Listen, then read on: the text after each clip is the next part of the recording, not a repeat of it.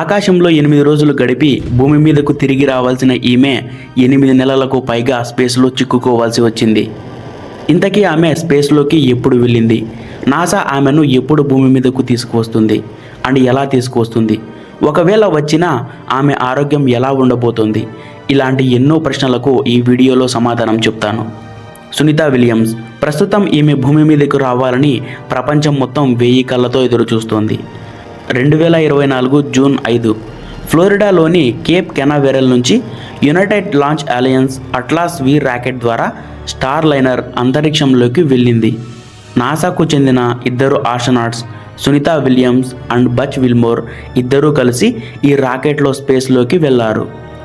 ఇంతకీ ఈ మిషన్ యొక్క లక్ష్యం ఏంటంటే, ఈ స్టార్ లైనర్ స్పేస్ క్రాఫ్ట్ భవిష్యత్తులో ఆస్ట్రోనాట్స్ను నాసా యొక్క ఇంటర్నేషనల్ స్పేస్ స్టేషన్కు భద్రంగా తీసుకువెళ్తుందా లేదా అని పరీక్షించడం కోసం మరియు మానవులు దీర్ఘకాలం అంతరిక్షంలో ఉండేందుకు అవసరమైన ప్రణాళికలను స్టార్ లైనర్ ద్వారా పరీక్షించడం కోసం ఈ ప్రయోగాన్ని చేపట్టారు.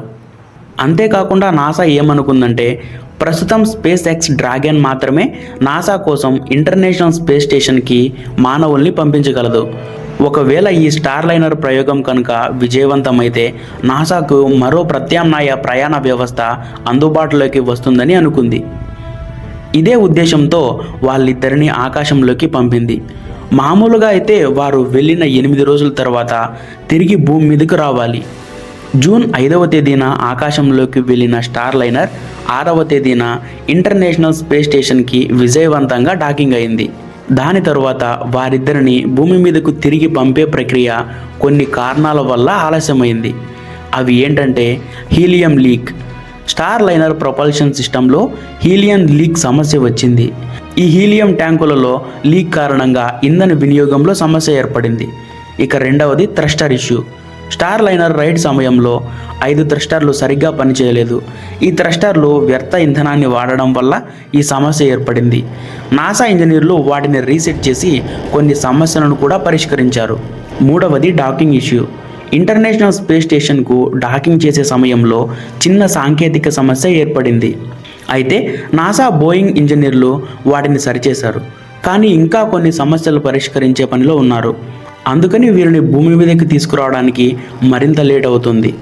అంటే వారు సుమారు 8 మంత్స్ నుంచి ISSలోనే చిక్కుకుపోయారు. ఆహారం, వైద్యంతో పాటు ఇతర సహాయాలు కూడా అందుతూనే ఉన్నాయి. ఇలాంటి పరిస్థితుల్లో అమెరికా అధ్యక్షుడు డొనాల్డ్ ట్రంప్ బోయింగ్ స్టార్ లైనర్ని వెనక్కు తీసుకురావాలని ఎలాన్ మస్క్ని రిక్వెస్ట్ చేశాడు.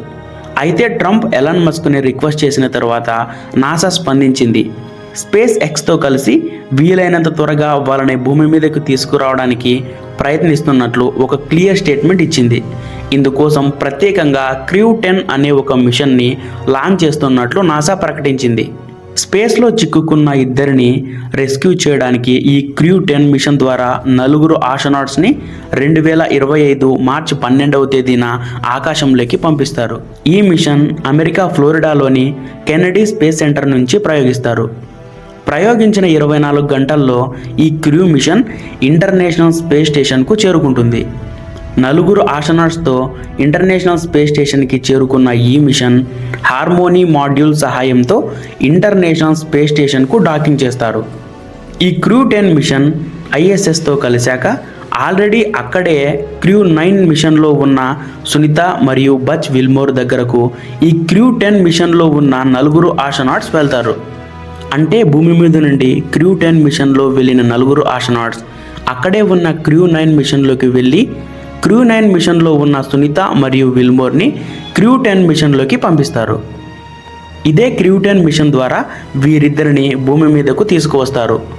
ఇంతవరకు జరిగిందంతా ఒక ఎత్తు అయితే ఇప్పటి నుంచి జరిగేది మరొక ఎత్తు.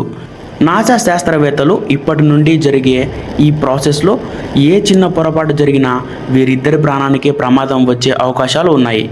దీనినే రీ ఎంట్రీ ప్రాసెస్ అంటారు.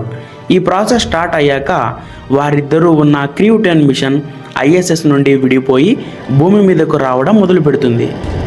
అది ఎంత ఫాస్ట్గా వస్తుందంటే గంటకు 27,000 కిలోమీటర్ల వేగంతో భూమి వైపు దూసుకొస్తుంది.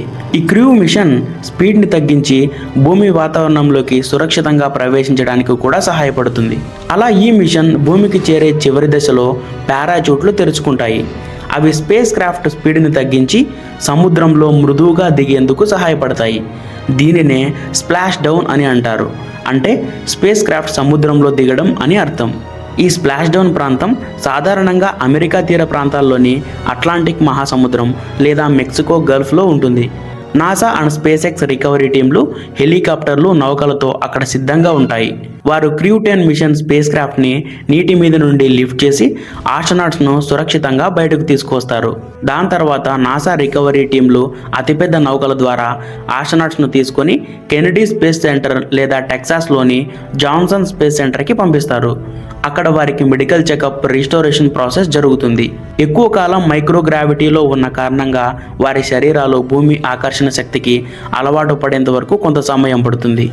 ఏది ఏమైనా వీరిద్దరూ భూమి మీదకు సురక్షితంగా రావాలని కోరుకుందాం. ఫ్రెండ్స్, ఇంతటితో అయితే మన వీడియో ముగుస్తుంది. వీడియో ఇన్ఫర్మేటివ్గా అనిపిస్తే లైక్ చేసి కామెంట్ చేయండి. ఇంకా ఎవరైనా సబ్స్క్రైబ్ చేసుకోకపోతే సబ్స్క్రైబ్ చేసుకుని బెల్ ఐకాన్ ఆన్లో పెట్టుకోండి. అప్పుడే నేను చేసే వీడియోలు మీకు నోటిఫికేషన్లో చూపిస్తాయి. Love you all.